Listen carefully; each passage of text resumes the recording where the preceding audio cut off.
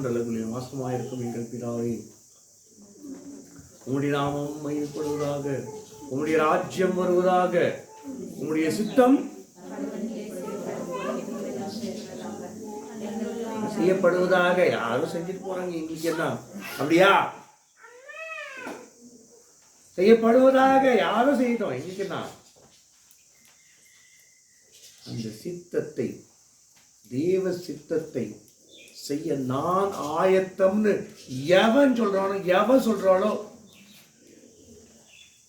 அவன் அவள் ஊழியக்காரன், ஊழியக்காரி. I am ready to do your will, Lord, not my will. என் சித்தம் அல்ல, உம் சித்தம் நிறைவேறட்டும் அப்படின்னு எவன் அல்லது எவள் சொல்லுகிறாளோ ஊழியக்காரன், ஊழியக்காரி.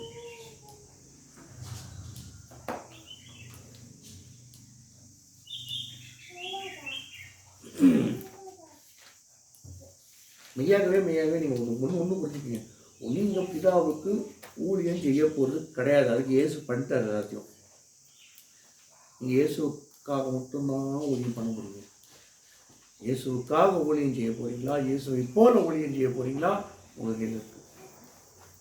இயேசுக்காக கழுத கூட ஊழியம் செய்யும். பிள்ளையாவை திட்டிச்சு, என்னையே அடிக்கிற அப்படின்னு பேசிச்சு. வாய் பேசாத கழுதை பேசிச்சு, என்னையே அடிக்கிற அப்படின்னு திரும்பி பார்த்து பேசிச்சு. காற்றும் கடலும் இறையாதே அமைதலாயிரு அப்படின்னு அடங்கிச்சு, கீழ்படிஞ்சிச்சு. அது ஒன்றும் ஊழியம் செய்யுது. காற்றும் கடலும் தான் இயேசுக்கு கீழ்படிஞ்சது, ஊழியம் செஞ்சுது. அல்ல, இயேசுக்காக ஊழியம்.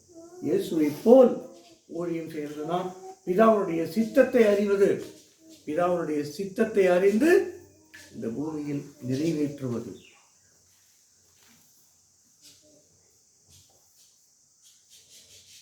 அதான் ஊழியம். சொல்லுங்க, ஊழியம்னா என்ன? இந்த பூமியில் செய்வது, நிறைவேற்றுவது. முடிந்தது அப்படின்னு உங்களுடைய வாழ்க்கையின் இறுதியில் உங்களால் சொல்ல முடியும்.